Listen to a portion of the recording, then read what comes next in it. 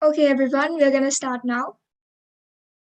To start off with introductions, I'm Nutara.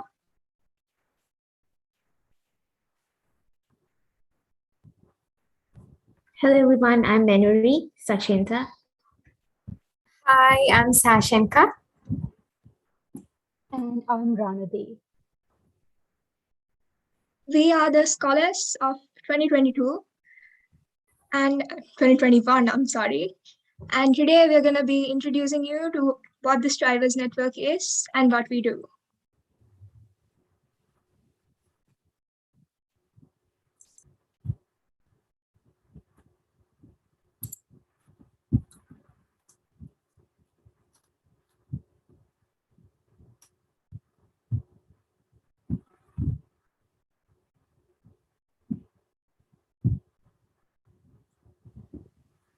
So this is the agenda for today. First of all, we'll be talking about who the Strivers Network is and what they do. Afterwards, we'll be talking about why people study abroad and why it can be an advantage to study specifically in the United States. We'll discuss some common misconceptions that people can have about studying in the United States. We will then have a short question and answer session during a 10-minute break. Afterwards, we'll be moving on to discussing the US university application process specifically, and we'll finally explain what the Scholars Pipeline is and what it does. Please understand that if you have any questions, you can type them into the chat and we'll be answering them regularly. So please feel free to type your questions into the chat at any time. First of all, I'd like to introduce you to the founders of the Strivers Network. They're all current students of prestigious foreign universities, and they are the ones who began and are currently running the Strivers Network. They are Shanya Sadanandan of Yale NUS, Sunaragiri Liyanage of Harvard University, Rivi Vijayasekara of Yale University, Tiranthi De Silva of National University of Singapore, and Abid Ismail of Princeton University. And now to start off, what is the Strivers Network? Well, it is a core team of 5 students who studied in Sri Lankan schools and applied successfully to universities in foreign countries and are now students in these prestigious universities in other countries. Since they know firsthand that it is a difficult and complicated process to apply to a foreign university, they have decided to provide support freely to other Sri Lankan students who are also looking to study abroad. And their key point is to guide and support other Sri Lankan students through the university application process because it can be quite difficult and challenging.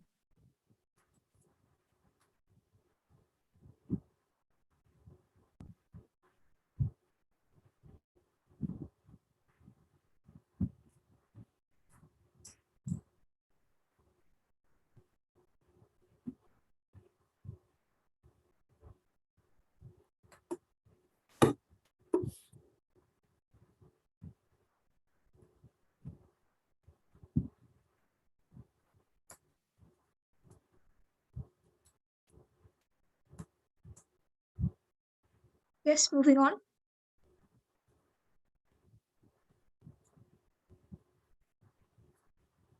Okay.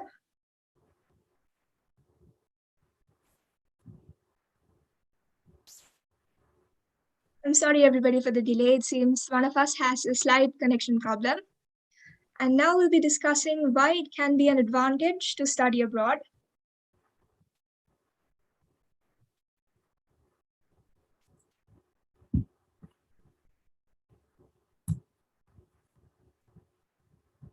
Okay, for starters, I think we are all aware that there are many excellent universities that are in Sri Lanka, which we can attend. So why do you think we should be aiming for foreign universities as well?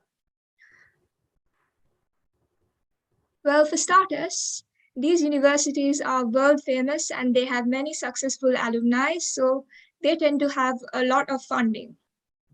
they receive massive amounts of funding from their governments, donors, and of course their alumni. So they can afford to give their students excellent treatment, including high quality labs, libraries, student life facilities, and a lot of financial aid, frankly. So by going to a foreign university, you can get a lot of facilities that you might not find anywhere else. For example, the figures given show the annual endowments that are given to two top universities in the USA, Harvard and Yale. As you can see, they are very large amounts, and this means that their students can usually have an excellent education without worrying about the cost.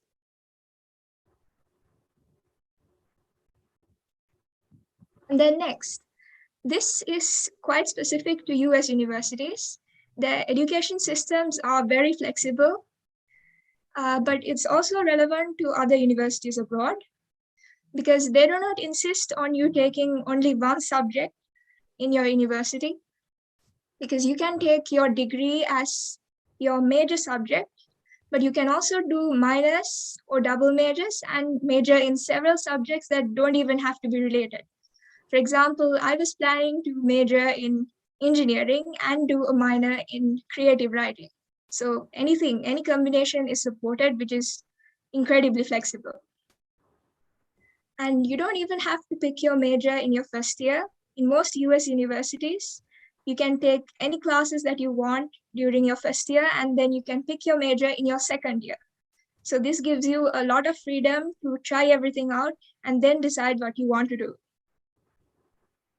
So this means that you can usually realize which career path suits you best, and also learn things that are not relevant to you, not relevant directly to your field of study, for example, ancient history.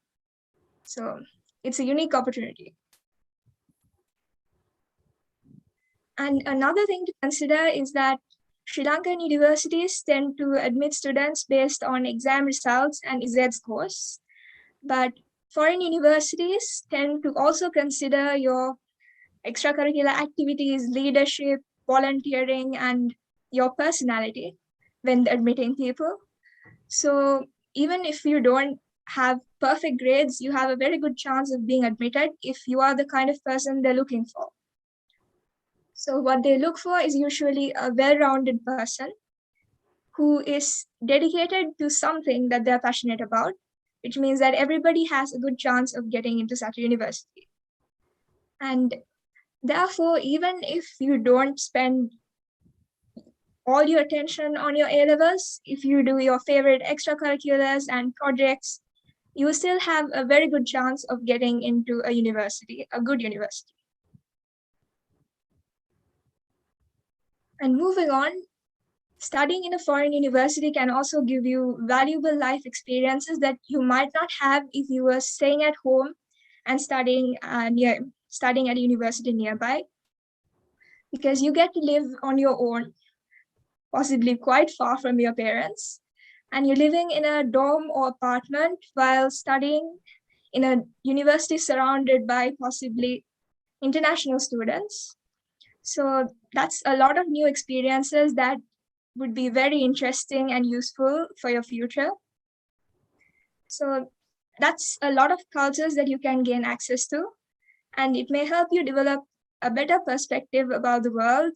So overall, it's a great experience to study in a completely different country and culture, which is why it can be a good advantage to study in a university that is not in your home country.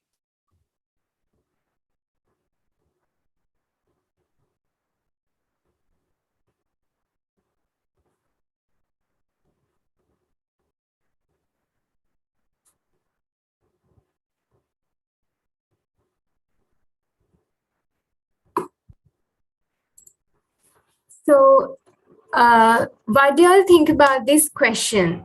Is studying abroad expensive?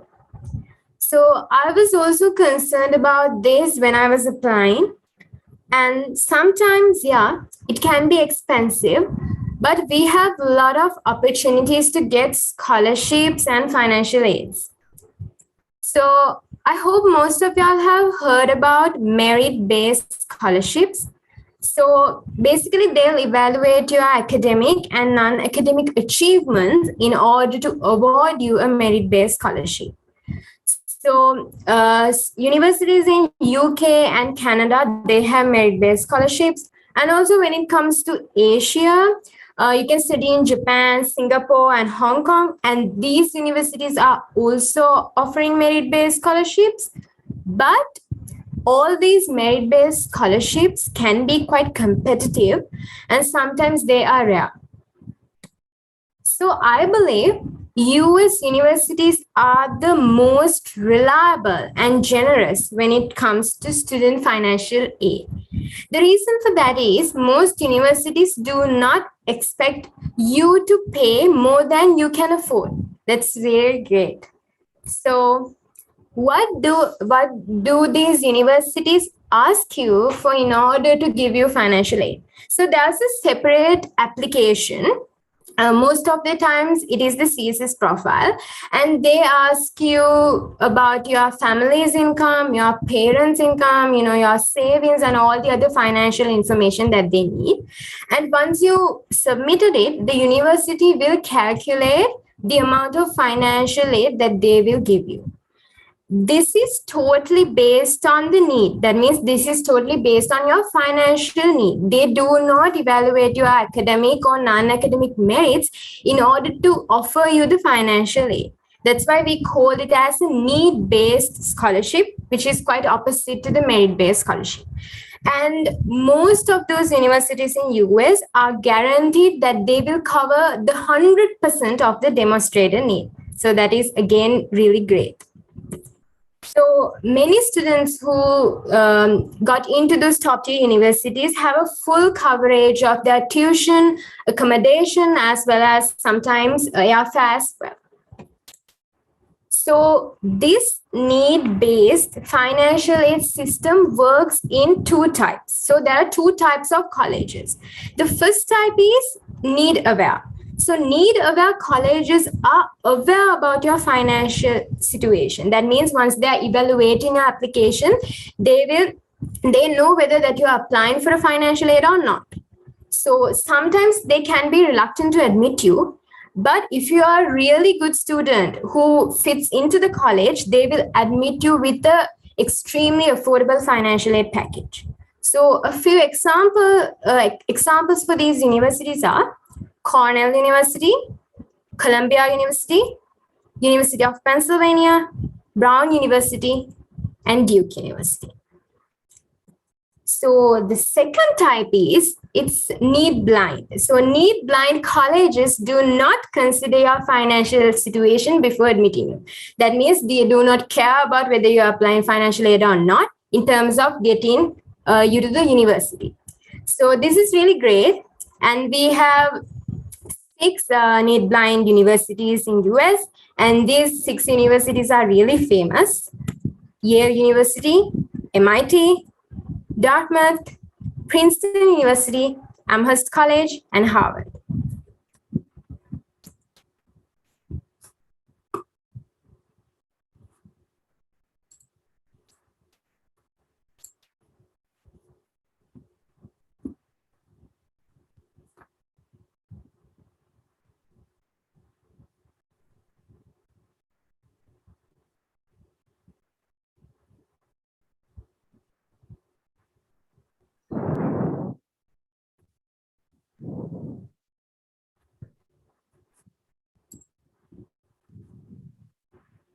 Okay, now we can talk about some of the common misconceptions that most people have when they're applying to universities in the US.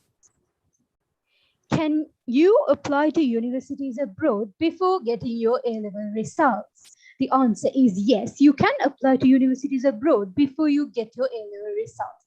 I, of course, applied to universities abroad before I even sat for my A-level exam. Right, so in that case, you can use your predicted grades, such as your term test grades, or even do a different standardized test, such as the SATs, before you apply to your university. And some universities don't have an exam requirement at all. Then most people again tend to believe that you won't be able to get into a top tier university abroad if you don't have 3 A's at A levels. This is also not true because grades are only one of the aspects that US universities look into when they're admitting students. And if you have other extracurricular activities and leadership positions listed, it will make you a stronger applicant, than another applicant who has 3 A's at no other accomplishments. Then, do you think that financial aid is always given as a loan with a work or grade requirement attached when they're giving you aid? This is also again not true. Financial aid is given by most universities such as Yale, Harvard, Amherst, and Princeton as a loan-free grant most of the time. They don't expect international students to pay back their aid.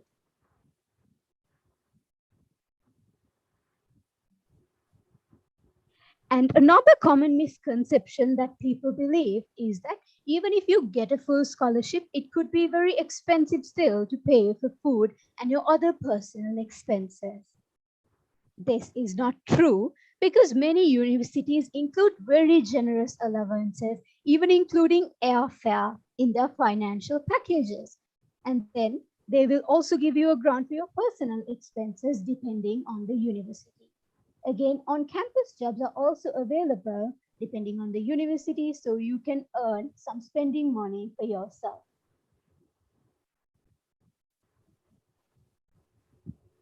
And at Ivy League universities in the USA, international students make up 10 to 15% of the cohort. What do you think about this? This is true, even though 10 to 15% might look like a small percentage. Given the size of these colleges, it will come up to about 200 to 400 students. So that's quite a lot. And again, most people believe that being Sri Lankan could be a disadvantage when applying to a university in the US. This is not so because US universities value diversity, and therefore students from different races, religions, gender identities, and nationalities are given a chance to get admitted to these universities as well. Okay, everyone, now we're going to have a 10-minute break. And in the meantime, if you have any questions at all, please feel free to unmute and ask or type them in the chat and we will answer them. We'll be starting the presentation again at 8 p.m.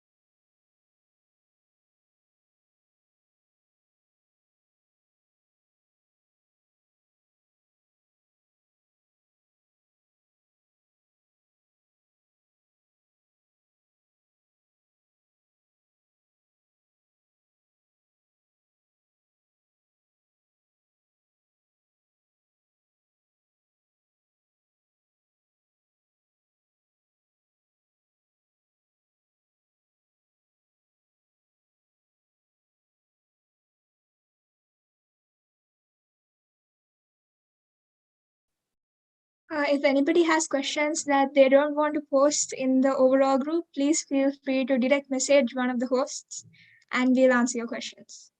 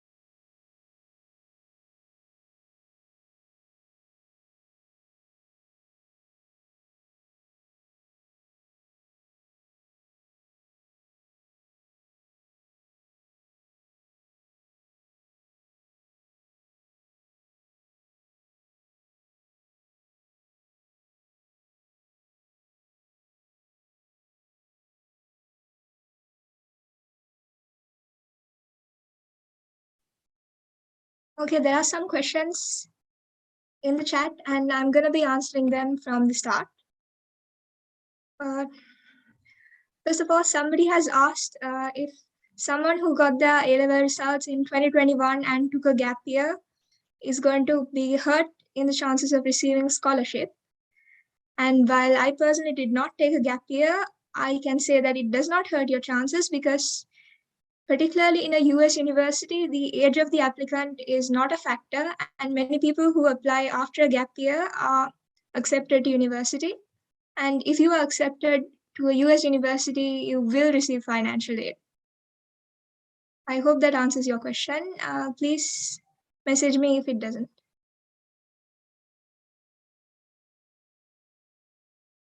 Okay. And as for the question about need-blind universities, I'm sorry, give me a second.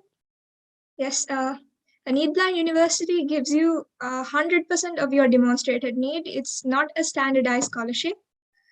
They will be asking you for your financial information, how much you can afford to pay, and what you can't afford, they will pay. They will give you an award that covers this cost. It's not 50%, it's always full financial aid, even for a need-aware university and particularly for the need-blind. Okay.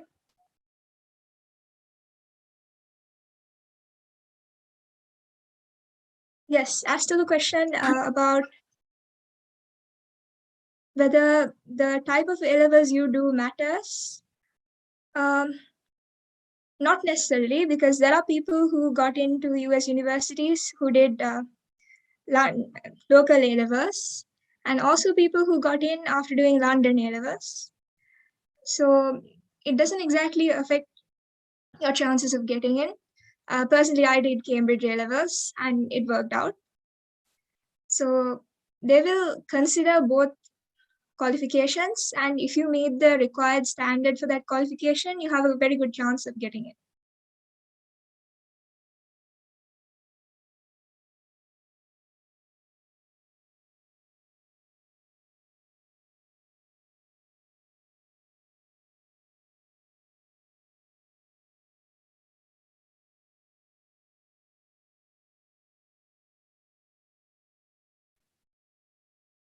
Okay.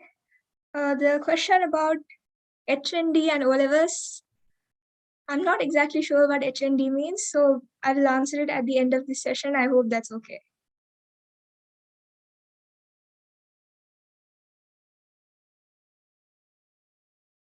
As for the next question about term test marks, yes, it does tend to matter what your term test marks are because they ask for your school transcripts, and your transcripts include all your marks.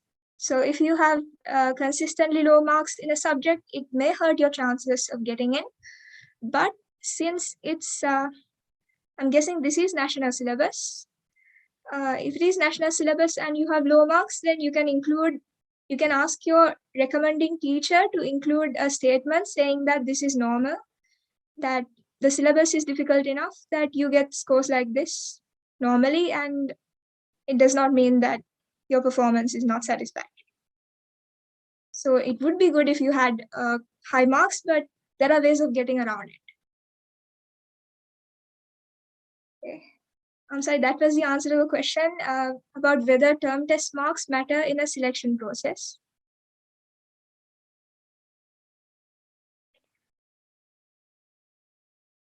And yes, after the application process is submitted, how many students will the Strivers network select to guide through the application process? Well, that depends on the network itself because we try to personally mentor every student, so we can't accept a lot of people. Right now, the average is about 10. That it is about 2 people per mentor, but this number may increase a little bit. So far, it is about 10 students. Okay. When applying to US universities for econ and business-based degrees, do all of them require SATs, and do they require particular subjects?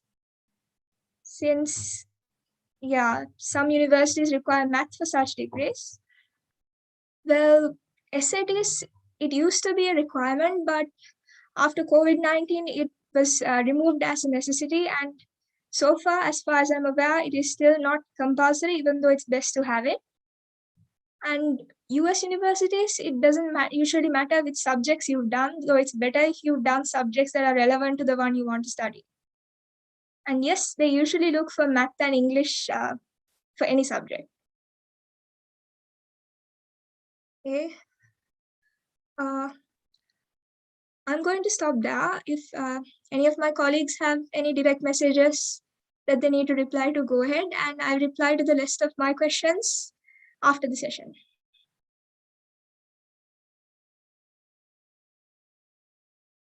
Yeah, thanks, Nandara. So actually, we got a couple of questions about like related to extracurriculars, right? So we had a question asking, do universities prioritize certain extracurriculars or sports over others? And which universities have no exam requirements? So it's not specifically that certain universities prioritize certain extracurriculars over others, but definitely if you have high achievements in any sport or extracurricular activity such as debating, definitely mention that higher up in your application. And also universities do give a lot of priority to community service activities and also just activities in which you've taken some sort of leadership and had an impact on your community. So these are very useful to mention if you have them in your application. As for universities which don't have exam requirements, this depends on each university. So for example, there are some which don't require SATs. You can find this out by going to the admission requirements section of the website of whatever university you want to apply to. One more question we've gotten asking, do extracurricular activities have to be related to school? Can it be activities outside school like travel, self-research? Definitely. If you've done any personal projects or research, internships, activities like this, do mention them. Those are really quite useful. So yeah, thanks. Does anyone else from the team have any direct questions to address?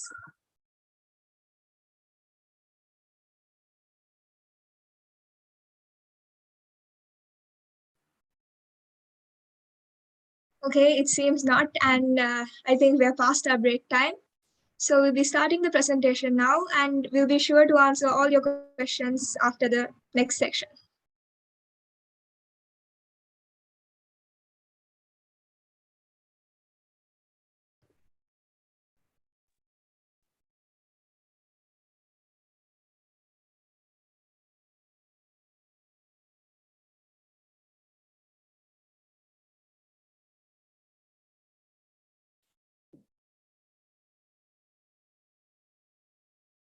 Okay, now we'll be talking about the US university application process. The application process is carried out online, and this one common application can be sent to almost all of your universities. And each university application will have 2 to 3 parts, and the first part being the common application. This is the application which will be sent to all of your universities, and it will contain your personal information, your academic and extracurricular information as well. And then certain colleges will require a separate segment asking you questions specific to that college. And then finally, you have to fill out your financial aid application separately, and you can access this through your common application, and it's called the CSS profile. Now, we'll move on and talk about common requirements for college application. It's important that you keep in mind not all colleges will require all of these. You can check the requirements through the admission section of each college website if you want to make sure. Okay, so our first common requirement is your standardized testing or SATs. Your SATs is an MCQ test on basic English and math, and there will be an optional essay section in this as well. And the 2022 sittings will be held in August, October, November, and December for the SATs. If you plan on taking your SATs, you can register for it via the College Board website. Then, the second common requirement will be proof of English proficiency. There are 2 tests that you can take, one IELTS and the second one being TOEFL. Certain colleges will require tests such as IELTS or TOEFL to make sure your English is okay. And sometimes this requirement can be waived if you have studied in English medium for 2 or 3 years, and especially if you've obtained a high score for SAT English.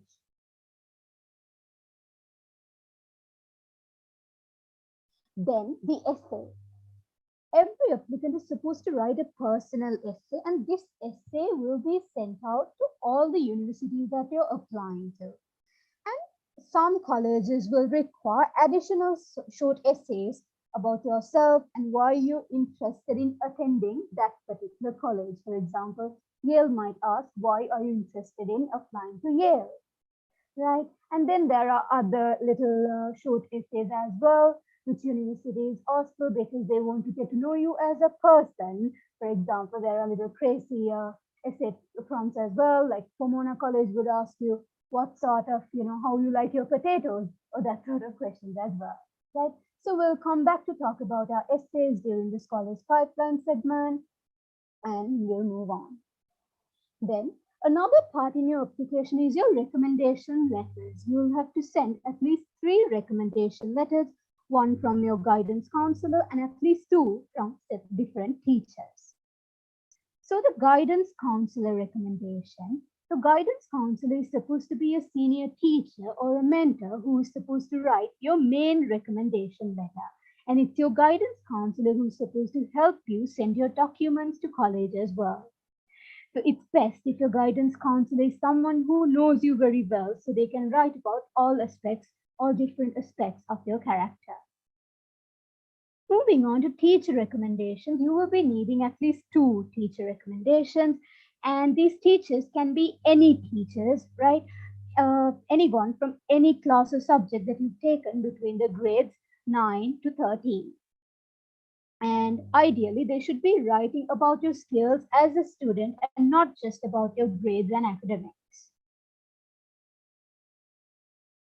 Okay, so now we'll talk about the documents that you will be needing for your college applications. First, you will be needing your exam results, certificates, O-level, A-level results, and then SATs or English test scores. And always remember to get these official certificates certified by the Minister of Foreign Affairs. And then if you have any certificates of special awards and honors, and your high school transcript. Your school transcript is supposed to be a list of all your term test marks from grade 9 to A levels. And then, of course, you will be needing your passport copies and identification documents, and you will be needing your financial documents for the CSS profile. This includes bank statements, income statements, salary slips, and so on. And a list of all these required documents can be found on the college admission website. Okay, moving on to the application timeline for Common App. Your early decision application deadline will be on November 2022, and this is when you're supposed to have chosen your first choice school, and you're supposed to send your application to that particular school by November 2022. And then your regular decision application deadlines in December 2022, which means all the other universities that you're applying to, you're supposed to send your applications by then. Then interviews will be held by specific colleges in January 2023, and your application outcomes or decisions will be released by March 2023.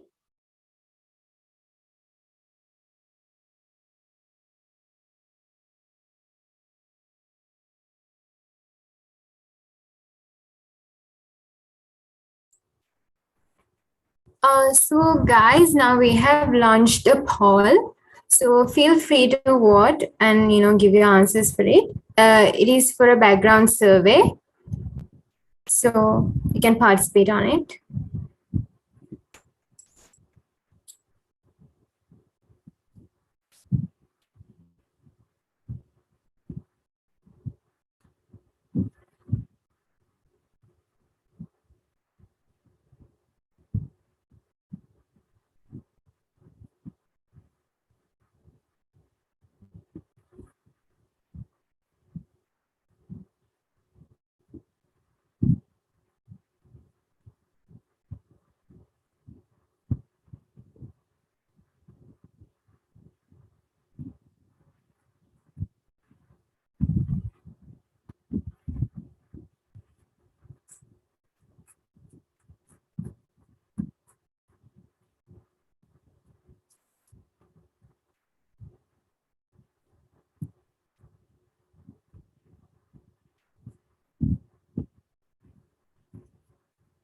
Guys, I hope you can access the poll.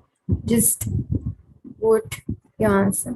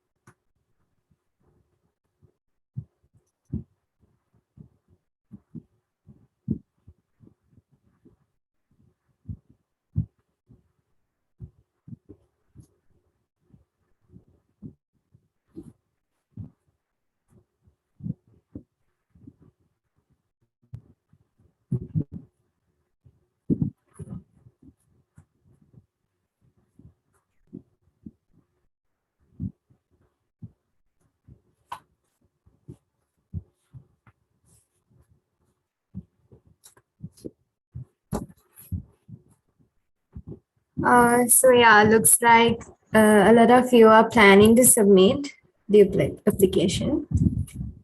So yeah, let's talk about what you have been waiting to talk about the scholars pipeline. So the scholars pipeline is the main objective of this Tribus network. So once you go through the US university application process, you'll definitely find it out as a very confusing and difficult task to accomplish by yourself. And that's why we at TSN are here to help you out. So most of the Sri Lankan students who are coming from public schools and some private schools aren't aware about the existing opportunities that are in the top ranked international universities. And also they don't have the proper guidance and the external resources that help to navigate this application process. This is what we at the Strivers Network want to change. So here's the first cohort of Scholars Pipeline. This is our cohort, and you can see there are 10 amazing individuals. And most of us were from public schools and private schools, and 2 of us were from outside of Colombo. Yeah. So let's see, what is the Scholars Pipeline? So I know now you all have a rough idea. And yeah, it is a small cohort of 5 to 10 students whom we are personally mentoring throughout the application process. So talking about this application preparation, as a past scholar, I would like to say the TSN will pay attention to each and every part of your application. So talking about the standardized test preparation, mainly the SATs, we had separate practice sessions for the English section as well as the math section. And also we did timed prep tests through online via Zoom twice a week. And this helped me a lot to monitor my improvement day by day, as well as to adapt to the testing environment so quickly. And also TSN was always paying attention to individuals. So if you want some individual attention to particular sections, you can always ask help. Talking about the other parts of your application, you'll be having one-to-one session with your mentor. So each of you all have a mentor, and you can always have a session, and you can talk about anything, any questions you have, any kind of clarifications that you want to make. And it can be about, the activity section of the Common App, or about your supplemental essays, about your grades, courses, anything. So this will definitely help you a lot, because the people at the TSN are already experienced going through this process, and I can guarantee that they will give a valid answer for all of your questions. So reviewing the application essays, this is something really important to me, and also for y'all to be a competitive applicant. We had a session with a guidance counselor from outside from TSN, and this was a brainstorming session about the Common App essay, and this was really useful for us, because I personally learned what kind of experiences that I should include in my Common App essay, what kind of qualities that I should highlight. So this is really useful for us at that time. And also I had like thousands of one-to-one sessions with my mentor, and my mentor reviewed all my essays, even from my Common App to my supplemental essays, everything. And this was really helpful for me. And talking about the interview preparation, you can always reach out to the people that who are, at the TSN.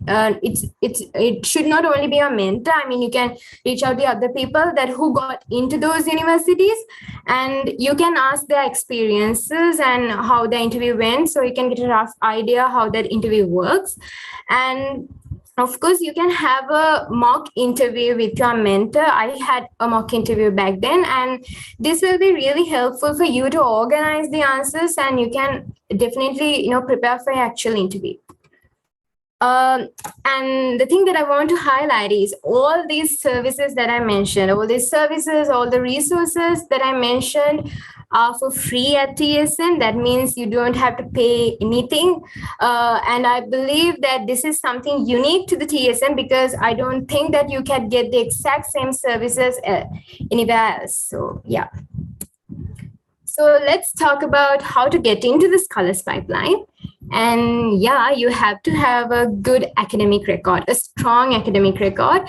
And this academic record should always accompanied by your extracurricular activities. It can be leadership positions, if you have done any voluntary work, can be sports, music, anything.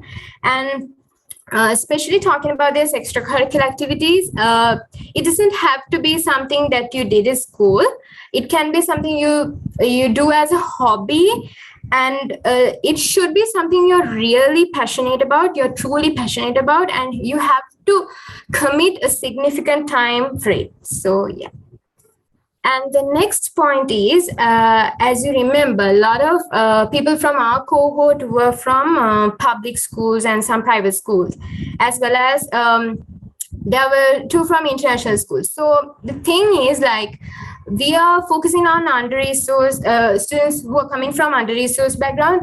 And even if you are a student from an international school, still, if you don't have a guidance counselor or proper guidance, proper navigation through this US university application process, you can still apply, because that is something that is essential. You have to have a guidance. You have to have someone who could help you to navigate this process. And that's why we are mainly focusing on people from public schools and those who do not have a guidance counselor at school. So that's what we meant by the under-resourced background. So let's talk about the selection process. If you have gone through the Scholars Pipeline application as well as the Common App application, you'll find similarities between two of them, and because our application is modeled after the Common App application, and shortlisted applicants will be invited for an interview. This selection process is carried out by the alumni who went to those top tier universities. They are Sri Lankans, and they have experiences in reviewing the application process as well as conducting alumni interviews. So Nutara will explain the application timeline and more information about this. Okay, this is a preview of the Strivers Network this year's Scholars Pipeline application form. Some of you may already have filled this in and submitted it. For others, the link is given here. And we will also be posting that link in the chat for anybody who wishes to access it. The deadline for submitting the application is the 17th of July. So please make sure to complete it in time and submit so that you can get it done before the deadline.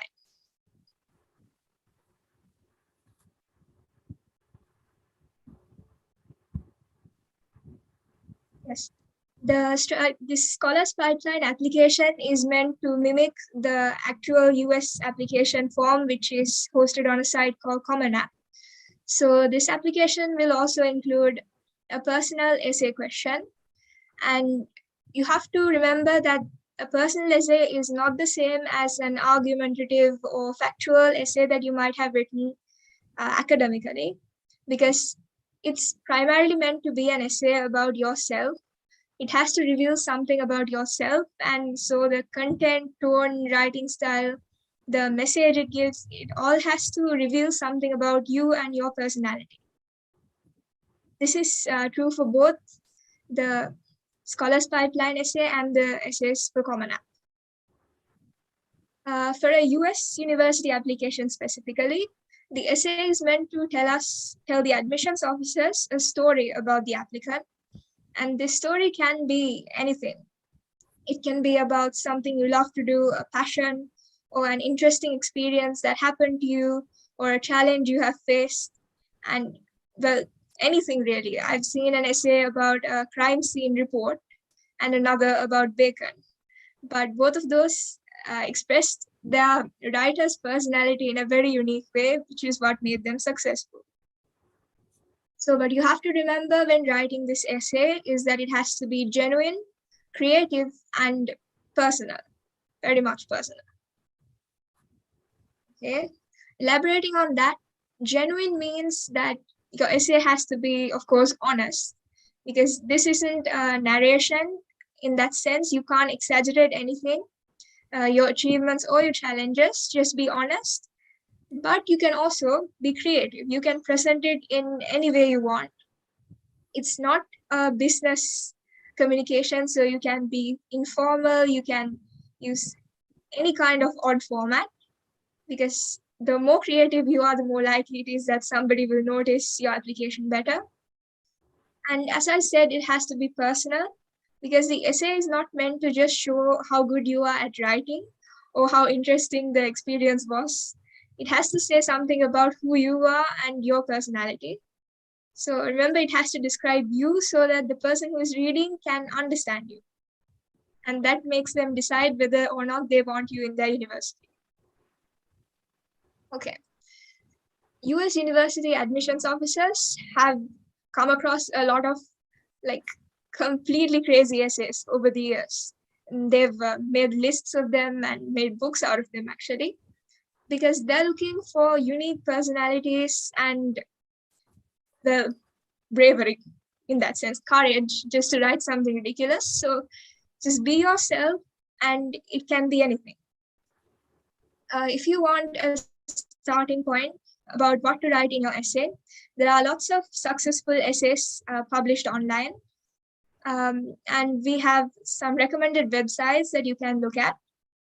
For example, College One.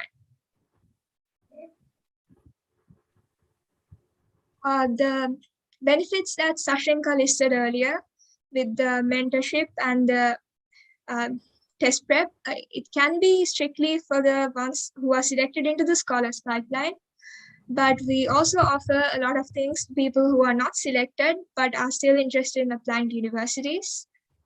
If you follow us on social media channels, you will come across useful tutorials and videos about the application process. And please remember that our members are also eager to help. If you message us with any questions about the application process, whether or not you are part of the pipeline. Okay. And here is our contact information for anybody who is interested. You can take a screenshot of this page if you want and scan the QR codes later.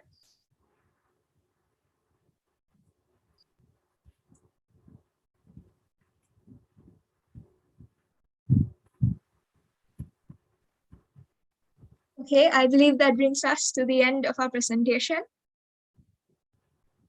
And now we'll move on to the questions.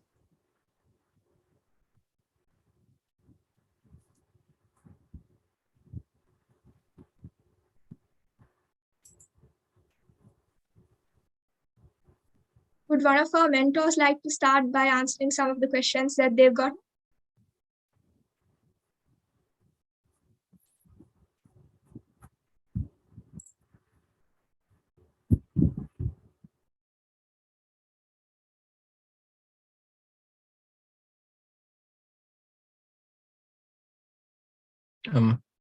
I might make a quick clarification about types of application processes. So we mentioned early action and regular decision, early decision. These are pretty confusing. So I'm going to drop a link in the chat. If you want to read a lot about it, it is right here. And it's a blog that I kind of read called The Prep Scholar. So you can go and read about it. Just to give you a basic idea of what this is. I'm going to use an example of a normal college, like a school assignment. You have assignment and your teacher gives you a deadline. That is regular decision. That is, say, the final deadline for you to apply. You don't get, it doesn't have any special privileges or something like that. You just apply before that deadline. And then you get decisions later than the deadline at a specific date. Then early action, early decision, these are this is an earlier deadline to the regular decision deadline, where you are like, oh, I'm a good student, so I'm going to submit my assignment earlier than the normal deadline. And there are two differences. in one types of decisions, you are just saying you are very interested in the university, therefore you are applying early. And then there is another type where you applying early legally binds you. So that has a higher advantage because there are a few regulations. If you are applying early, some universities say if you are applying early to our university, you should apply to only our university. And if you get accepted early, you are legally bound to attend us. And what is the advantage in applying early action versus like regular decision? So universities have this thing called yield rates. So that is where that helps for their rankings. And the yield rate is this. So when universities accept students, they accept a lot of people. Okay, they accept like a huge bunch. And then the number of people who accept their acceptance divided by the total number of people the university accepted multiplied by 100 is like the yield rate or the yield percentage. So if, for an example, a high number of students who were accepted actually come to the university, then that university is seen as a very strong university. So early action guarantees that the students who are accepted will enter their university. So the university is more likely to accept you. And because you are legally bound to come to that university, they know that, oh, this person is very interested in our university. Therefore it is and they are more likely to consider you. But there are a few caveats.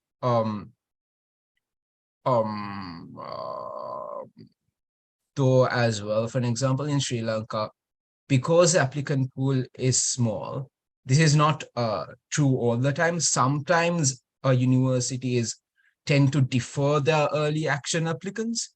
So that is, they push their early action applicants until all the regular decision applicants send the applications in as well, because they want to look at the whole applicant pool. Simply because the applicant pool is very small and they and universities only accept like one student per year. So they want to go through all applicants before they kind of commit on one student. Sometimes this varies because it depends on the mood, not the mood, like the decision committee. Once in a while they take a decision, say, oh, we are going to accept an early action student immediately. That happens as well. But that is also there. If there's anyone who wants to add to that.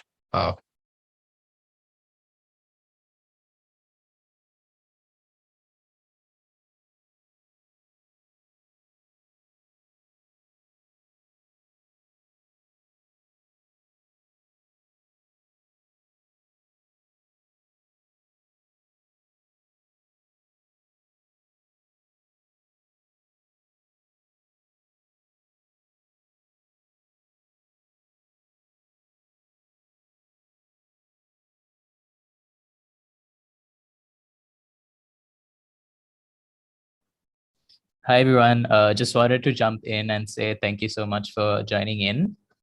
We are going to stick around for at least 10 more minutes in case anyone has any questions, which I'm pretty sure some people still do. If you would prefer to unmute yourself and ask a question vocally, we invite you to do so because we would prefer it that way as well. We would love to like interact with y'all in a more live sense. But yeah, if you would prefer to keep directing your questions to the chat, that is also fine. But yeah, again, thank you so much for coming.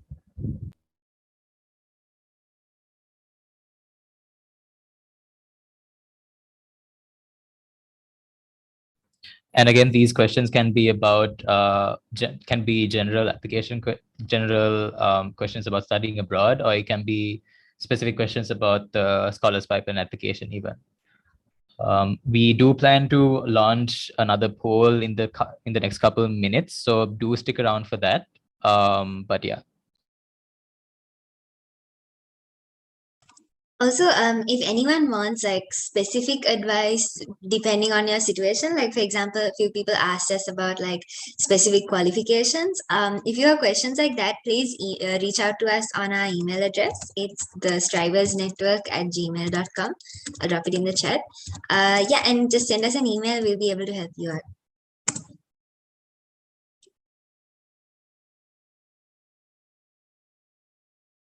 Also, you can ask us questions about our universities as well, how whether we like them, what are our experiences, anything if you want. So I'm here. Ask questions.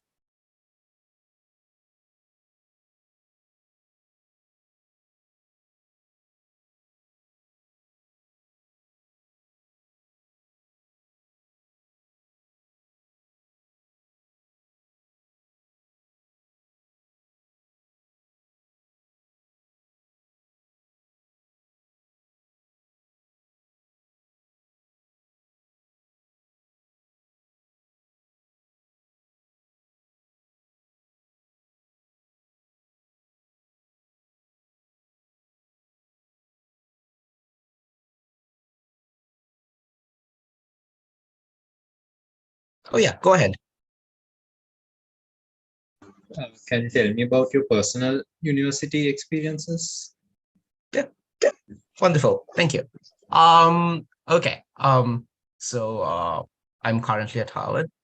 It's like, what you call it, 9 a.m. right now, so it's pretty early for me. So as a personal experience, right now I'm studying physics with a secondary in philosophy at Harvard. And that is interesting thing for me. If I had no intention to study philosophy when I got here. The first semester I took a course called Phil 3. I loved it, amazing professor. Took a few more courses, and I realized I've taken a little bit too much for me to just like say, oh, I'm just taking it for fun. So now it's part of my degree as well. So as an experience academically, it is intense. It is not easy. Top universities are hard, but it is very, very interesting. And so a few examples. So my mentor right now for physics is the first lady professor to get tenure at Harvard College, at the Harvard University. So she is a wonderful person, and you get to interact with people like this, which is amazing. And the second thing is about what else? Life in general, say like say if you are worried about financial aid or something like that. I am on financial aid. And then for expenses in the country, what you do is you can find an on-campus job, and that is more than enough to kind of like cover your expenses.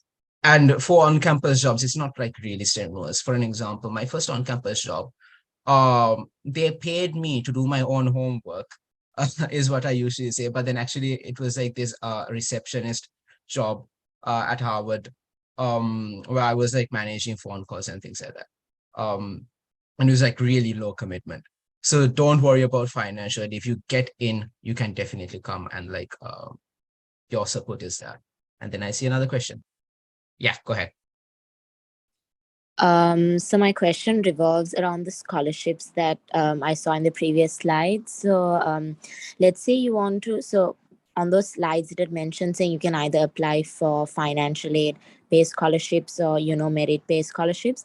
So I just want to know, when you apply to these US unis, if you can apply on like both categories, because let's say sometimes you think you need a financial aid and you personally can't afford it, but like based on the university requirements for your financial based things, and you may submit that and they might probably think you can afford it, so you may like not really get a scholarship based on like a financial aid, but then you can also stand a chance of getting one in your extracurriculars and leadership because you've achieved a lot during your school career.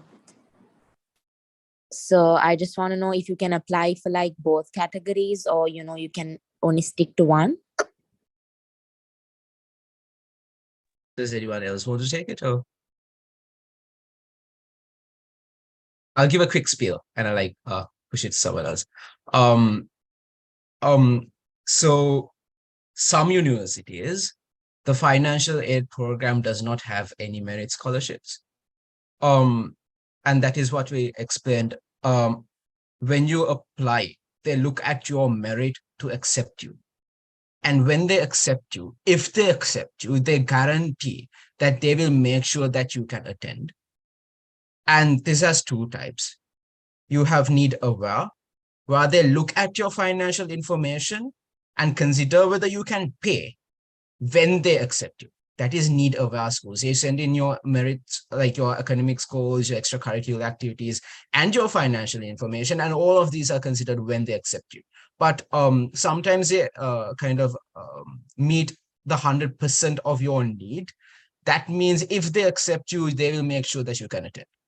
Then you have need blind universities where you apply, you don't send in your financial info. They don't look at your financial information at all. They only look at your academics, only look at your extracurriculars and see, is this person a good person for the university? They accept you. Then they look at your financial information and it's like, okay, how much does this person need for them to be able to attend the school? And they give that back to you. And then finally, I like add something, I pass it on to the other two guys. There are some universities that have merit scholarships depending on some factors. For an example, they say, if you get more than 1,500, we have in the SATs, we have this percentage scholarship for you, or etc., etc., etc. Those are available as well. So usually merit and what you call it, financial based financial aid, need-based aid systems go together, and you don't have to choose between the two most of the time. Yep. Hi, Mariam. I can just jump in. So based on my personal experience, yes, and I believe the question was whether you can apply for both merit and need-based aid when applying to the US. Please interrupt me if that question was wrong. But yes, you can, and it really depends on the university and the region that the university comes from, as well as the tier that the university comes from as well. For example, there are universities, especially when it comes to the highest few tiers of universities, you usually would be hard pressed to find any merit scholarship programs. For example, Harvard, Yale, like none of them really offer merit scholarships especially for internationals. I mean, they do have like athletic scholarships for people who are like especially needed for like varsity, what they call their varsity teams and stuff. But in general, if you're applying, you would need to apply through financial aid. But there are universities for sure. For example, Duke University, which is in North Carolina, which is an amazing university there. They offer merit scholarships for international students. Their main scholarship for international students, I think, is called the Karsh scholarship. I'm just giving you like random examples just to sort of demonstrate how vast it is. It's called the Karsh scholarship, and I just put it on the chat. I applied for this scholarship at Emory University, which is in Atlanta, Georgia, and that was a merit scholarship. When I was applying there, I applied for both merit and need-based scholarships. So if I, by any chance, didn't get that merit scholarship, I could have applied for financial aid as well. So it really depends. And yeah, you would really need to do your own research on that to get more information. That's kind of the hard part about applying to, especially the US. It's just, so it really depends on the university. Moving on to, Parinda had a question about how to shortlist university choices, basically. This is something that I really had a hard time doing because I personally, when I was applying, I had no idea how strong my application even was. It's really hard to sort of gauge that, what kind of a chance I have, what kind of, competition I have when I'm applying. So those things are, I found at least really hard to gauge when I was personally applying. So because of that, what most people would tell you is to strike a balance in terms of which kinds of universities you're applying to. And how you strike that balance is what a lot of people would say is there are three kinds of universities to apply to: reachers, targets, and safeties. Your reachers are basically universities you don't think you would realistically get into, but you would at least want to try. And you feel you have at least a sliver of a chance of getting into. So for example, for me, like it was like Yale and Harvard were like my reaches, for example. A target would be universities in a bit lower of a tier, but universities that you would likely be targeting, and these would be based on your academics, your SATs, how good your essay writing as based on what you feel is, and your safeties are basically universities you feel you have a pretty high chance of getting into. So to keep it as simple as possible, that's one strategy that a lot of people use when trying to even figure out where to apply. So I think Tirandi had a few private questions to address. Yeah, thanks, Ruby. So I've also gotten a few questions regarding NUS specifically, because I'm studying in Singapore. So just for some context, like on the financial aid situation in Singapore, you can apply for both need-based and merit-based scholarships at the same time. So actually, there are more merit-based scholarships available in Singaporean universities than in US universities. It's a more common concept. And those are also like more accessible to international students in general. So yes, you can apply to both at the same time. And then I've gotten like a few private questions, which I'll just share the answers out here. So some people have asked like what documents you need to submit for the CSS profile. So the CSS profile asks about like your family's income situation and how much you're able to afford. So things like income statements and like bank statements if you have like to declare savings and stuff in bag. So basically like declarations of your assets and family income. Those are the kind of documents that they ask for. So Nera and Rivi, you guys can jump in if you want to add anything. I've gotten a few questions on like what is the minimum grade required to apply to this university. So this is very subjective. It depends on the university. If you have not so great grades, but you have a lot of extracurriculars and you've done really well in them, that is perfectly fine. A lot of students do get in that way. So there's no such thing as a minimum grade. It just depends on how well-rounded your application is. So yeah, don't be afraid to try. Then I've gotten a question on whether the Scholars Pipeline would help students who want to go to US universities, which are based geographically in other countries. So actually, yeah, I mean, I think this is referring to colleges such as NYU, New York University, which has campuses in Abu Dhabi and Shanghai. So we will definitely be able to help you with applying to those because they are basically run like US universities. So the application process is exactly the same. But universities like that are a really good option because geographically it might be easier to go there, and also financial aid, everything is identical to the home university in the US. Yeah, I think that's all the questions that I've gotten. Rivi, Sunera, you guys wanna jump in? Can I jump in? Guys, I've gotten a really large amount of questions and I don't think I can answer all of them. So I would really appreciate it if anybody who has direct messaged me and not gotten a reply, also send the question to our mentors, Tirandi, Sundagiri, and Rivi. And also yeah, y'all should be able to send it to everyone. If that function isn't working, please let us know. One more quick question about good grades but no community service. If you have like some other extracurricular involvement, it would still be fine. It's just that if you have only grades, then your application will look a little bit one-sided. But as long as you have decent extracurricular involvement to complement your grades, you should be fine.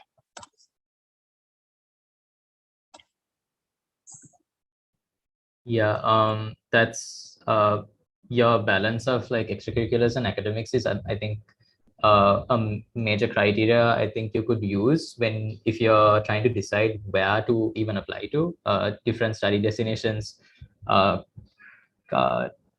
consider these things, weigh these things differently when they consider each applicant. For example, if you're applying to the US, I would say that US, I think out of all other study destinations is where I think extracurriculars, recommendation letters, and things like personality might be more important than, say, compared to when you apply to the UK. The UK tends to be a little more academically inclined when it comes to the application system. For example, I think you can apply to a total of 5 universities there. And you have this main essay called the personal statement. And usually your personal statement has to be geared towards the major that you choose in these 5 universities. For example, if I was applying to law degrees in 5 universities in the UK, I would my one and only essay that they read from me is going to be about law and my interest in law.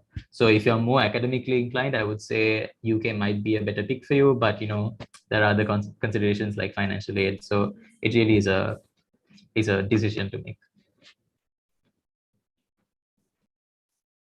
Hi, Kaviru. Did you want to ask us a question? Yes. I just wanted to know whether now for bio, like for the students who want to study medicine, we have to face another degree, right? In USA, in universities in USA, we were told that we have to face a bachelor degree. So is it significantly disadvantageous for medicine students to target US universities as opposed to UK and other countries, or because there will be another selection process before you get into medical school?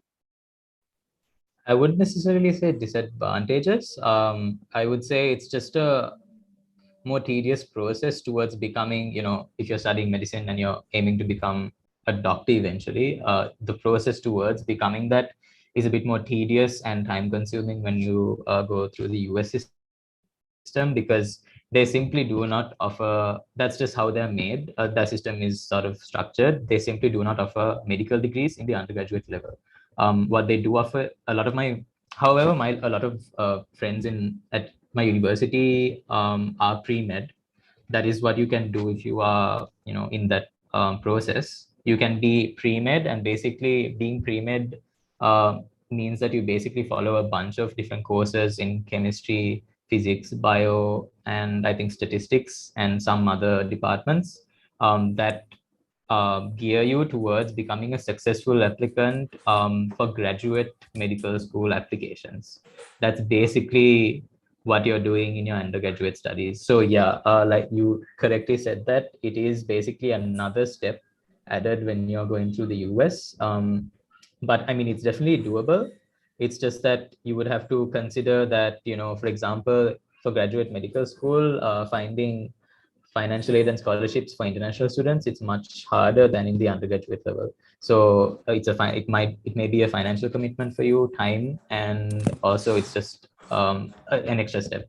So if you are sure about pursuing medicine, I think it might be more efficient for you to look at other study destinations. No, thank you. Yeah, thanks. Just a small point on that. By no means should you not apply to the US. Also, if you want to do medicine, I would say just go for it, because there are guys like Vignesh Piraparan, if you know, who's studying at Duke University, who's also pre-med. And I also know a guy at Yale who's pre-med and who successfully did medical school. So they offer like 10 to 50 international school scholarships, the medical schools every year, but it's very competitive as opposed to undergraduate degrees. So you should take into all the factors into consideration, like your age, how much effort are you willing to put in, etc., when you make the decision. And like we said, personally, I would prefer not applying to the US as well if I had the choice to. Yeah. Thank you. There's also a question asking what majors we are pursuing, as in the founding team of the Strivers Network are pursuing. If y'all would like to answer that question. I personally, okay, so in the US, basically, you don't have to choose your major until the end of your second year. And I personally am making full use of that. I am trying my best not to have my heart on any specific subject field until I really have to. But for now, if I had to say something, I would say I'm trying to major in statistics and data science, and I'm also interested in like economics and education studies. But yeah,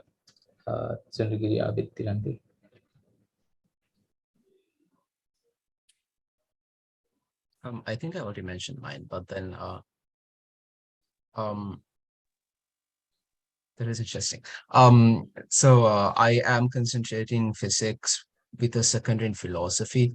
That said, I'm thinking of maybe moving a bit towards economics and psychology in my coming 4 semesters. So I'm not sure where I'll land at the end of my year. But then physics concentration is like a definite. Tirande? Yeah, so I am an environmental engineering major. So similar to the US, in NUS where I study, you can switch your major at any time, but the difference is that we get admitted at the start to a specific major program. And from day one, we start doing modules in that program. Like we have a curriculum, but you can switch at any point before your second year. What about Abid? Yeah, so I've declared computer science, but I'm taking courses in mechanical engineering and electrical engineering as well. So I'm doing sort of all three, like taking courses from all three streams, but I'll be declaring in computer science. Yeah.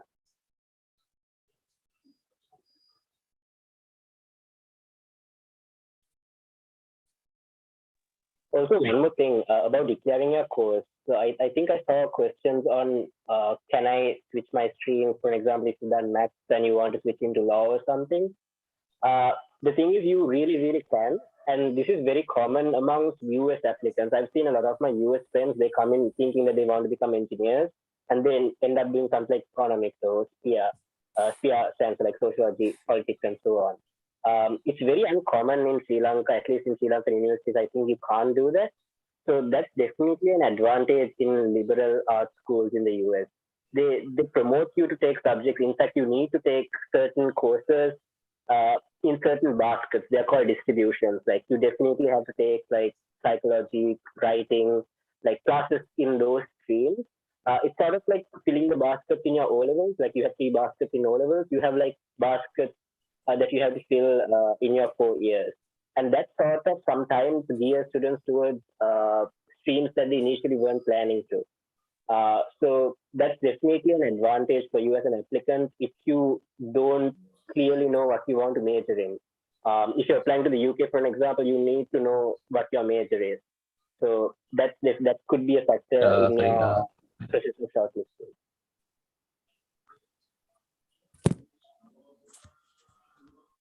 Okay, so there was a question about documentation needed for financial aid, and I feel that might be a pretty important question for that a lot of people are thinking about. So shall we, if you can take it, address it live. So basically, specifically for the US, it's a mix of different documents depending on it kind of depends on the university sometimes, but the main thing that you have to look at is what is known as the CSS profile. The CSS profile is a document handled by the College Board, which is the same organization that handles the SATs. Let me send you the link of the CSS profile. That is basically the main document that international students have to fill in when they're applying for financial aid in the US. This is specifically the need-based programs, not the merit-based scholarships that we were talking about before.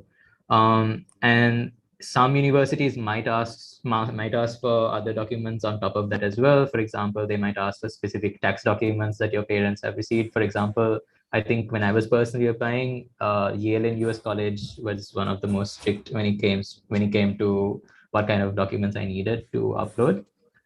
So they might ask for tax documents, proof of income documents, all sorts of things like that. There are other documents that I could mention, like I think that it's the IFSA or the ISFA. correct me if I'm wrong, IFSA, right? The IFSAA. That's another document that some universities ask for. But if you're asking for financial aid in general, obviously it depends on the country as well. In the UK, most universities do not offer financial aid for international students, although they have some merit scholarships that are highly competitive. One exception that I do know that is pretty notable among my friends is the London School of Economics. I know two people who have been able to get either a full scholarship, by full I mean tuition plus living expenses, or 75% scholarship through their financial aid program. So you might be able to look into that if you need to. That is the London School of Economics. They have a special financial aid scheme for international students who come from, I think they name it financial aid for developing countries. But I will find the link as soon as possible and put it here. We've gotten a few questions in the meantime. So we've gotten a question: after we submit applications, by when will we be informed as to if we are selected or not? So yeah, about the timeline. So basically, the application deadline for like regular decision will be in December, end of December, like 31st or sometimes early January. For early decision, I think Sunera explained before about the distinction between early and regular decision, right? For early decision, the deadline is usually in around October, and you get results way earlier. I believe, I'm not really sure about that, but for regular decision, you get your application outcome in March or April. So yeah, that's how the timeline works. Also, we just got a question asking about like the results of our previous scholars pipeline cohort. So actually we shared a post on our social media about our achievements of the previous cohort. So actually 6 out of 10 of our previous cohort got into universities that they applied to, and most of them with all the necessary financial aid. So you guys can check out our social media for a full list of the universities that they got into.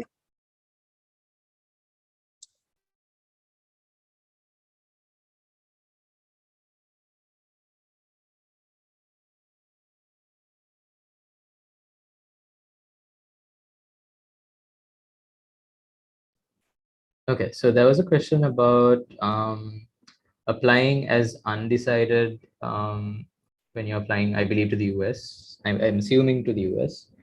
Okay, so if y'all would remember, Abid, we were explaining the fact that the US doesn't exactly hold you to a major when you're applying. You don't have to declare a major until the end of your second year, right?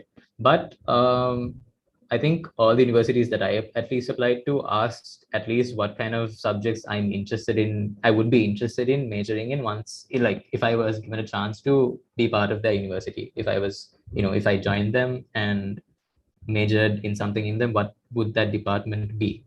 So in that sense, I think we would recommend you to figure out at least what your passions and interests are. You definitely would have to do that if you are aiming, for a higher tier of university. They would want to see, if they want to see your personality, obviously they would need to see what kind of passions and academic interests that you hold.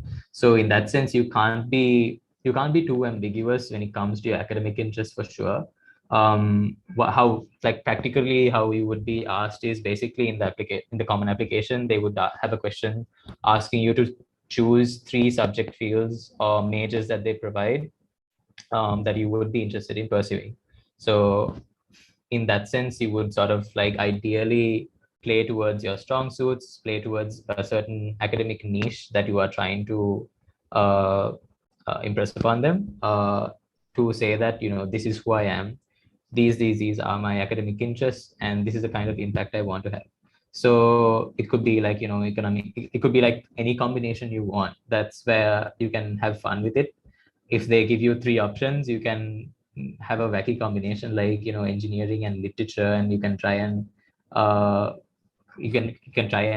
see how combinations of engineering and literature come to be.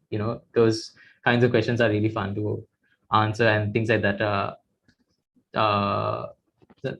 things like that are stuff that like US admissions officers love to see. In fact, I think Nutara, if you would like to add on to this, I think Nutara specifically also really something that we saw in Nutara, especially when she was applying to TSN, was that she had these, two main academic interests that she liked to combine. So if you would like to talk about that.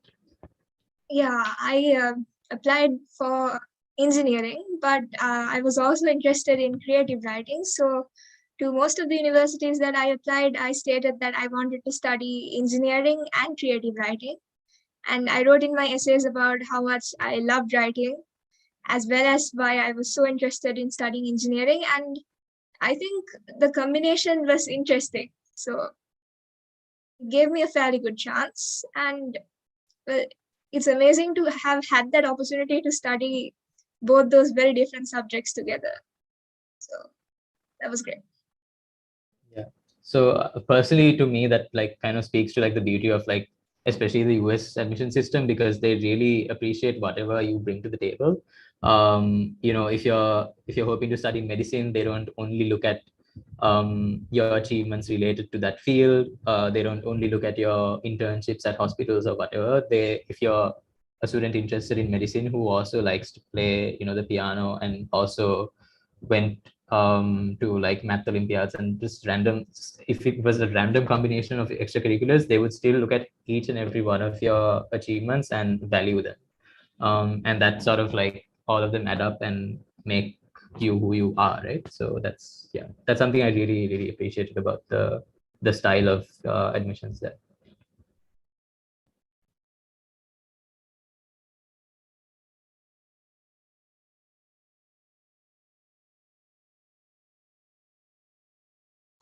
Just got one more question that I'd like to address live. So, the students who sat for A levels in February this year, right? Would it be considered now, if you apply in this coming cycle, would it be considered that y'all are taking a gap year, like by admissions officers in the US? Because there's a certain amount of time between when you start university and when you completed your A levels, right? So I think all Sri Lankan students who do the local syllabus have this issue.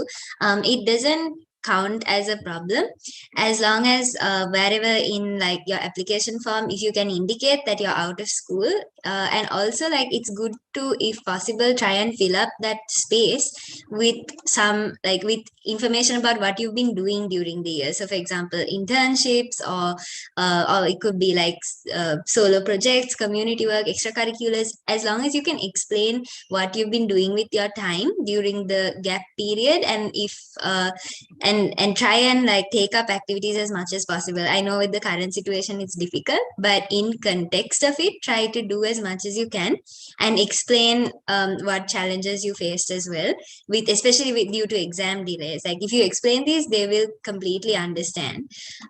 So yeah, it shouldn't be too much of an issue.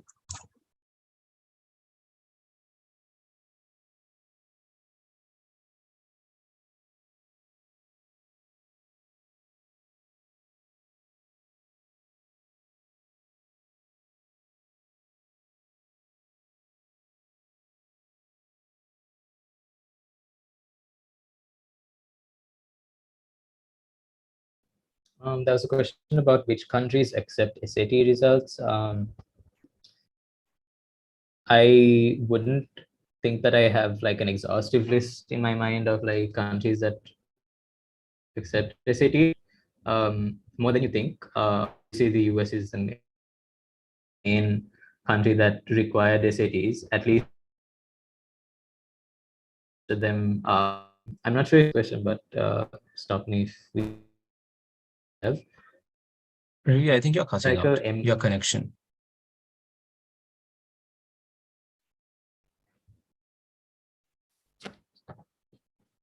Your connection is cutting out. So I'll just add a few things and just reiterate a few things what Rivi said. The main university, the main country that looks at SATs is the US. There are other countries that look at SATs. For an example, like a concrete example, in Finland, there is this university called the Aalto University that looks at SATs when they decide on your applications and financial aid. So there are other universities that do look at it, but that depends on context. So as always, when you apply, it depends on research on your university, see what they accept, see what other types of applications available. And depending on that, you might be able to use SATs. But there are other countries that use, like Finland.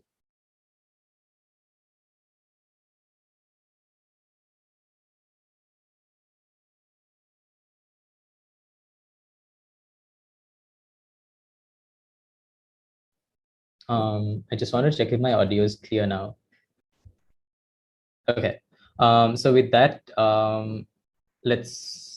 we have decided to come to the last 5 minutes of our Q&A session. Unfortunately, we will be still answering the last few questions, for a couple more minutes, but we would have to end it in a bit. But we are more than happy to continue answering questions over email as much as we can, and just reach out to us over our socials, email, whatever it is. And based on the poll results, it seems like there is a need for some sort of office hours session next weekend. So we will try our best to organize that as well. But yeah, just to let y'all know. And again, thank you so much for coming. With that, let me, the SAT question was addressed. Okay, do several National Olympiad medals in science and astronomy guarantee a place in US university?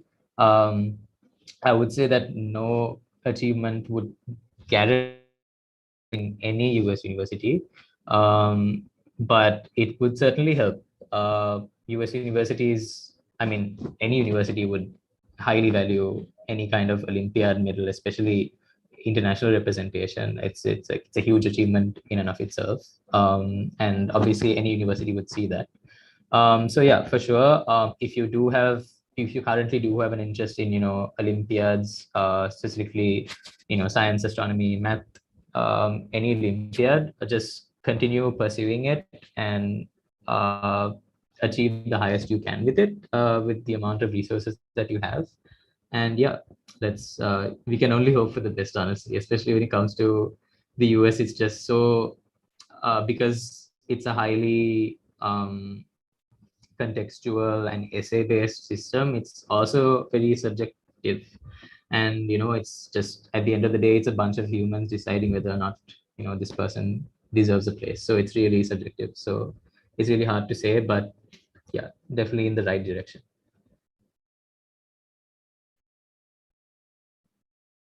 Does Sri Lanka's current situation matter for Sri Lankans to get scholarships in US universities? This is a very important question that has been put up, and please, I would need help answering this question for sure.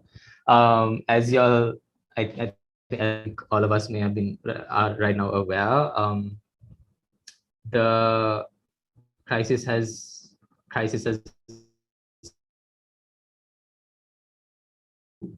have financial issues when it comes to paying for their higher education, for example. And if you don't already have 100% scholarship or 100% financial aid scored,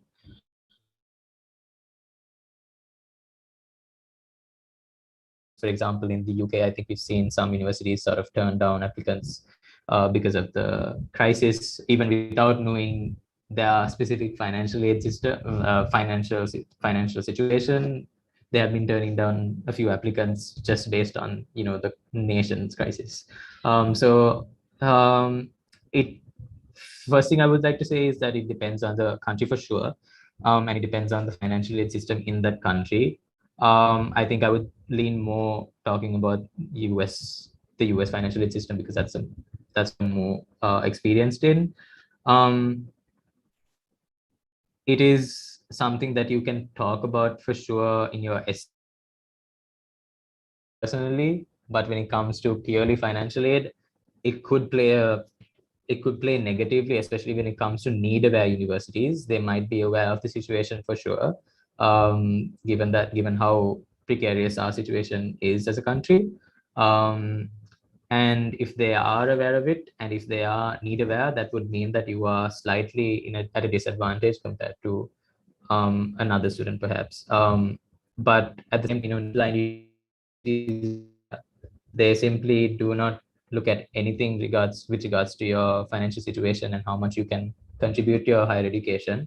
So for those 6 universities that are need blind that was mentioned by Nutara, that wouldn't matter at all. So it would again depend on the university.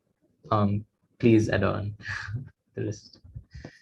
I think I'll give a quick summary because you kind of went in and out. So quick summary is it depends on the university, especially if it's need aware, it might affect you negatively because they look at your financial situation when they accept you. However, for need blind universities, they will accept you first, then they will look at your financial situation and then make sure that you get in. So there is little to that, then there will be like minimal effect. There will be an effect, however, with regards to how you address the situation in your essays, how you present it, whether you present it in your essays at all. So those are like the quick summary of it. Thiran, if you have anything to add, and I think we have a question as well. Yeah, actually, yes, Tinasha, sorry to keep you waiting. What was your question? Hello, I have a small question from the scholars. Since you guys are already admitted into top universities, I want to ask you like what you included in your application as your like extracurriculars, like studies, anything, so that we can like get an idea of what to expect in getting accepted or something like that. If you're fine with saying what you include in your application, that would be great.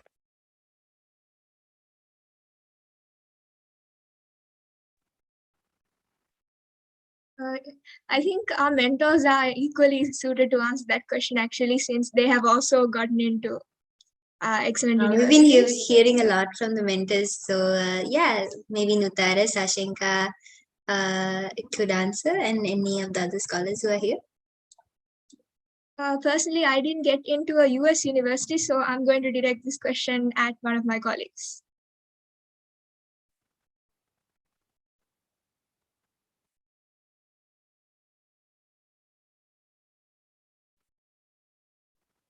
To keep the voices moving, I might just said a few things until someone decides to add something. So for me, what did I do exactly? Yes. For me, theater was something important for me. For example, sailing was something that I did. And then my academics was in local A levels maths. And I had some public speaking achievements as well. So that went into it. And as I said, I've looked at my application, like how they kind of accepted me. And then something main that they were like something that was very positive for them was how I presented the political situation in the country at that moment, and me as a person and my personality. And all my extracurriculars and academics simply supplemented my background according to them. So this is a holistic process where you connect your extracurriculars, your academics to your personal convictions, your personal philosophies, and kind of what you hope to achieve in the future, what kind of a person you are, and build this character around it. And that is the most important thing. So even if you had the greatest extracurriculars, if you do not present them right in the correct way, if you can't write very well, you might be at a disadvantage. And just to add on a small thing regarding our application. So we have an essay we have essay sections in application. We encourage you to spend some time on those essays because it gives you an idea of what the actual application will look like. and B, we are looking at essays because we have to, because the admissions committee, the only more contact with you are your essays. And if you don't present yourself right, even if you had the best extracurriculars, that might be a problem. And just to add a small thing of how to like write your essays, as Tirandi said, I think go and read on essays online. But then my advice, like practical advice, is spend time on your essays and edit those multiple times. Multiple times. My Common App essay, I think I edited more than like 20 times. I had like 20 drafts on it. I had written like 2 essays. I scrapped 1 essay, got another essay. I know other people who are like multiple, like more essays than that. So writing, and when you edit multiple times, you put your personality into essay. So that is kind of like a spiel about extracurriculars and presenting them well. Yep. Okay, thank you for the answer.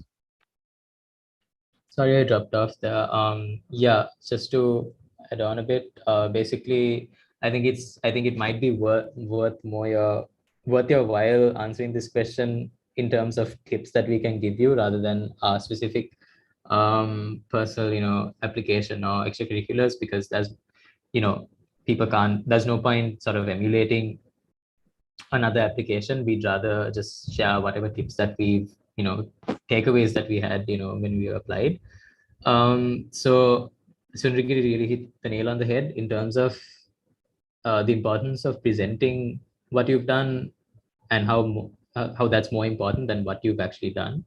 Um, for sure, I'd say that like essays really played a big part when it came to that, because I personally didn't feel like I was the most, accomplished out of, the pool, or like, when it came to like hard achievements, I don't think I was like, the best or anything. I think it really comes down to how a person presents them in a certain way.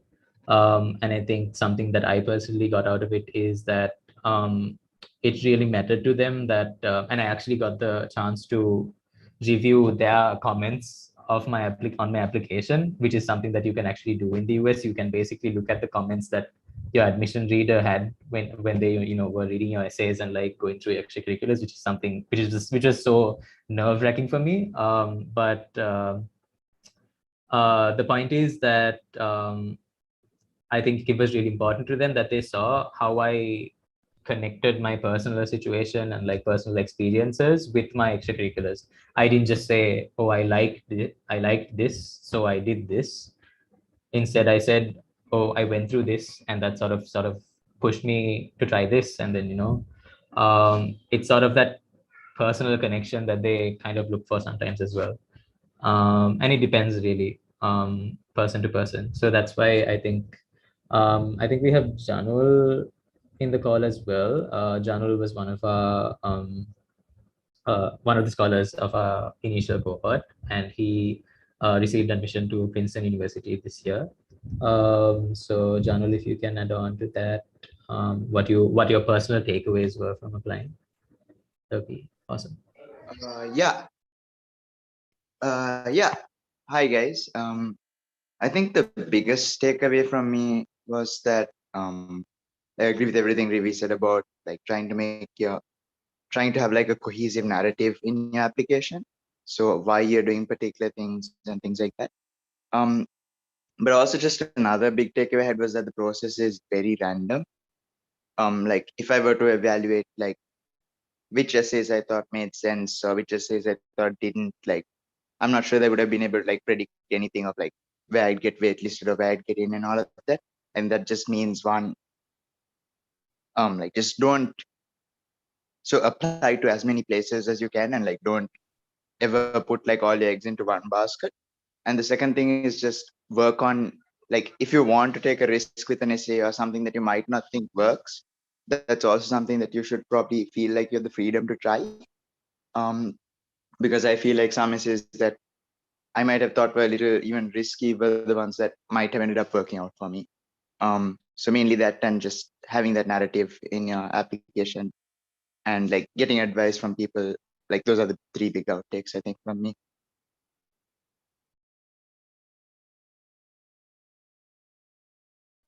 Thanks, Janu. If there's anyone else who would like to add to that, please do so. But other than that, that's all from us, I think. And again, this doesn't mean that we won't be taking any questions. Please continue reaching out to us and through email or whatever. Yeah. And thanks so much for coming. Final reminders. We have our application due on the 17th of July. Fill it, apply. Second thing, we are going to have office hours. Office hours is where you get to meet us in a more personal context, ask questions in a small group, and come with your questions prepared. You don't even need a question to come and ask us. Just come and drop in, just have a conversation, and hopefully it will help you out. And I think that is it for updates, I believe. As for closing comments, good luck. And stay safe in the situation right now. So hope you guys have an amazing week. Thank you. Thanks so much for joining and listening in, guys. I'm really looking forward to working with some of y'all later. Yeah. Have a great rest of your Sunday evening. Yeah, thank you for joining us today, guys.